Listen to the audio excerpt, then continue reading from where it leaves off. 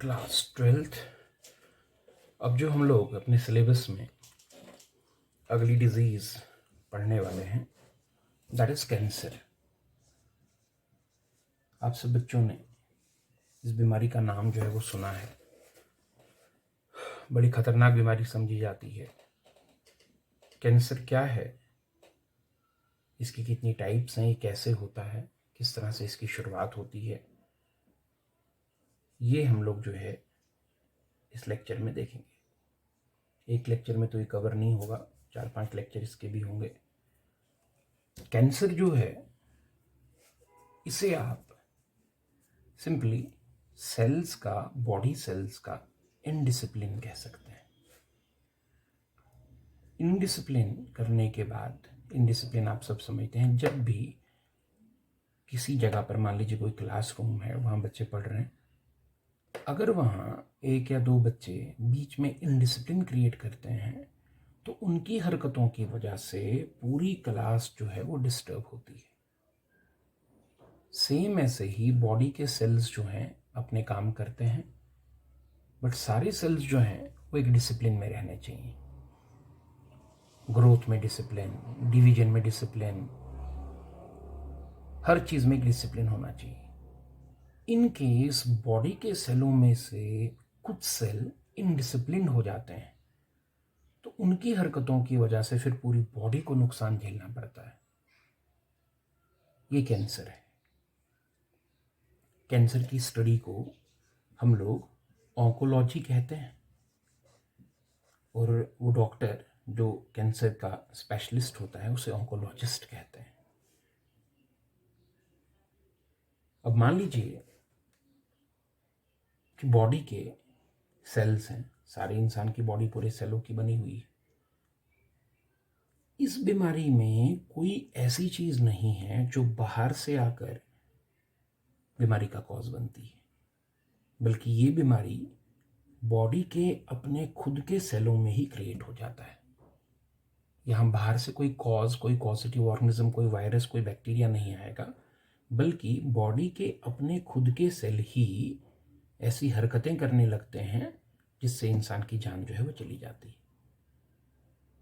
शुरुआत बॉडी के अंदर कुछ सेलों से होती है। बॉडी के नॉर्मल सेलों में से ही कुछ सेलों में ऐसे बदलाव आ जाते हैं जिन बदलावों को, जिन तब्दीलियों को हम लोग ऑन्कोजेनिक ट्रांसफॉर्मेशंस कहते हैं। अब वो ऑन्कोजेनिक ट्रांसफॉर्मेशंस क्या क्या होती हैं, वो बदलाव क्या क्या होते हैं? Number 1, rapid multiplication. देखो, हम लोगों की बॉडी के सेलों में ज़रूरत पड़ने पे डिवीजन करना ज़रूरी है। तो बॉडी के सेल जो हैं अपने परफेक्ट टाइम पे एक परफेक्ट रेट से, एक फिक्स रेट से डिवाइड करते हैं। लेकिन अगर कोई सेल बेवजह, फजूल में ही, बिना ज़रूरत के ही तेज़ी से डिवाइड करना शुरू कर देता है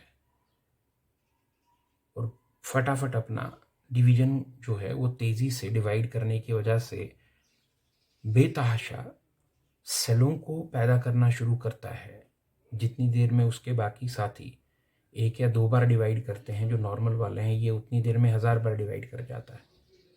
एक तरह से कहें तो इसके माइटोसिस के ऊपर जो लगाम होती है वो लगाम छूट जाती है और ये रैपिडली बिना ज़रूरत के जो है वो धड़ाधड़ डिवाइड करना शुरू कर देता है फजूल में।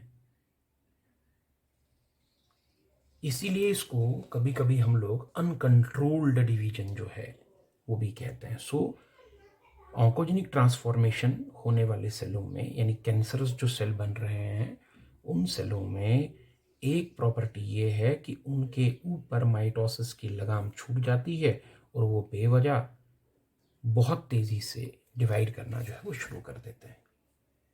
Rapid multiplication. Number 2, increased size.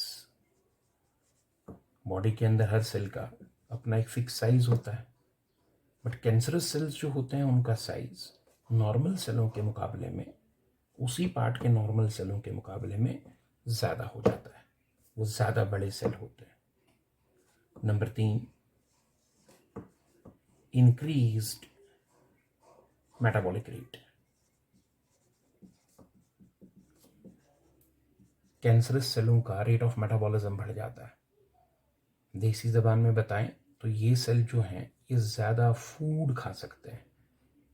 इनके आसपास के बाकी जो नॉर्मल सेल हैं उनके मुकाबले में ये कैंसरस सेल्स जो हैं ज़्यादा तेज़ी से न्यूट्रिएंट्स को कंज्यूम करते हैं। ये ज़्यादा भूखे किस्म के सेल होते हैं, बहुत तेज़ी से खाने को कंज्यूम करने की कैपेबिलिटी जो है इन सेलों में आ जाती है। Number 4, lack of contact inhibition. अभी लैक ऑफ कॉन्टैक्ट इनहिबिशन क्या है? देखो, नेचर ने हमारी बॉडी के सेलों में एक प्रॉपर्टी रखी है कि अगर बॉडी का सेल डिवाइड करता है, 2 सेल बनते हैं, फिर वो डिवाइड करते हैं, 4 सेल बनते हैं, और इस तरह से वो सेल लगातार डिवाइड करते करते करते करते बढ़ते चले जाते हैं। और मान लीजिए डिवाइड करते करते जब ये आसपास के किसी स्ट्रक्चर के कांटेक्ट में आते हैं, मान लीजिए किसी ब्लड वेसल के कांटेक्ट में आते हैं, तो जैसे ये ब्लड वेसल के कांटेक्ट में आएंगे, बस जिस तरफ से ये ब्लड वेसल के कांटेक्ट में आते हैं उस तरफ से इनका फर्दर डिवीजन रुक जाता है। Surrounding tissue, surrounding structure, surrounding bone, surrounding blood vessel के कांटेक्ट में आते ही नॉर्मल सेलों का डिवीजन रुक जाता है। इस प्रॉपर्टी को कांटेक्ट इनहिबिशन कहते हैं। बट कैंसरस सेलों में ये कांटेक्ट इनहिबिशन की प्रॉपर्टी खत्म हो जाती। नतीजा कि मान लीजिए बढ़ते बढ़ते कैंसरस सेल अगर ब्लड वेसल की दीवार के कांटेक्ट में आ भी जाएं, उसके बावजूद वो डिवाइड करते रहेंगे और उस ब्लड वेसल की दीवार के बीच में से, जैसे पेड़ की जड़ें मिट्टी को कुरेदते हुए आगे बढ़ती हैं, ये उस ब्लड वेसल की वॉल के बीच में से घुसते हुए उस ब्लड वेसल के ल्यूमिन में पेनिट्रेट कर जाएंगे, इन्वेड कर जाएंगे, घुसपैठ कर जाएंगे।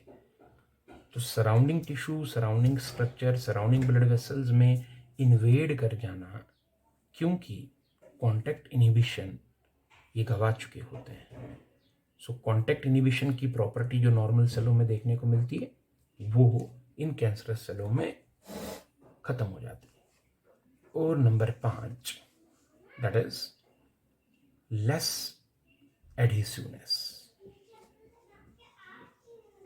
लेस एडहेसिवनेस, देखो एडहेसिवनेस का मतलब होता है चिपक कर रहना। नॉर्मल सेल्स जो होते हैं ना वो टिश्यू की शक्ल में बड़ी मजबूती से आपस में चिपक कर रहते हैं, इसको एडहेसिवनेस कहते हैं।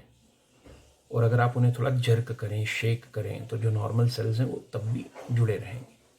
बट कैंसरस सेलों में जो एडहेसिवनेस की प्रॉपर्टी है ये कम हो जाती है। नतीजा हल्के से जर्क से भी ये फैल जाते हैं, निकल जाते हैं, अलग हो जाते हैं।